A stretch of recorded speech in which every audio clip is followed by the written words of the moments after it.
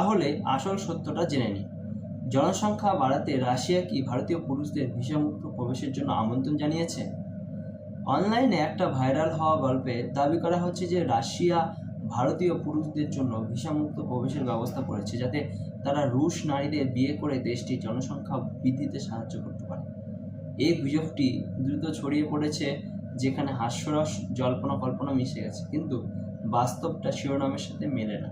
Russia সত্যি একটি গুরুতর জনসংখ্যা হ্রাসের সম্মুখীন হয়েছে এবং হচ্ছে। তারা আরও বেশি বিদেশি কর্মী, দক্ষ পেশাদার এবং দীর্ঘমেয়াদী বাসিন্দাদের আকৃষ্ট করার বিষয়ে প্রকাশ্যে আলোচনা করেছে, কিন্তু ভারতীয় পুরুষদের বিয়ের জন্য ভিসামুক্ত প্রবেশ বা জনসংখ্যা বৃদ্ধির কোনো কর্মসূচির জন্য কোনো সরকারি নীতি নেই।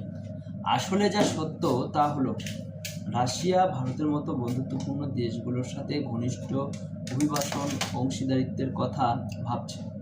ছাত্র, কর্মী এবং পর্যটকদের জন্য ভিসা প্রক্রিয়া সহজ করার বিষয়ে আলোচনা হয়েছে। সোশ্যাল মিডিয়া প্রায়শই এই ধরনের আলোচনাকে অতিরঞ্জিত বা মজার গল্পে পরিণত করে, বিশেষ করে ভারতীয় পুরুষদের রুশ নারীদের বিয়ে করার জন্য আমন্ত্রণ জানানোর ধারণা। সুতরাং যদি এই গুজবটি রাশিয়ার জনসংখ্যাগত উদ্যোগের সাথে কিছুটা সম্পর্কিত, তবে কোনো সরকারের নির্দেশিকা এই দাবিকে সমর্থন করে না। তবুও গল্পটি ভাইরাল হয়েছে কারণ এটি বাস্তবতা, হাস্যরস এবং কল্পনাকে একত্রিত করেছে, যা সোশ্যাল মিডিয়ায় আলোড়ন তোলার জন্য একটি নিখুঁত মিশ্রণ তৈরি করেছে।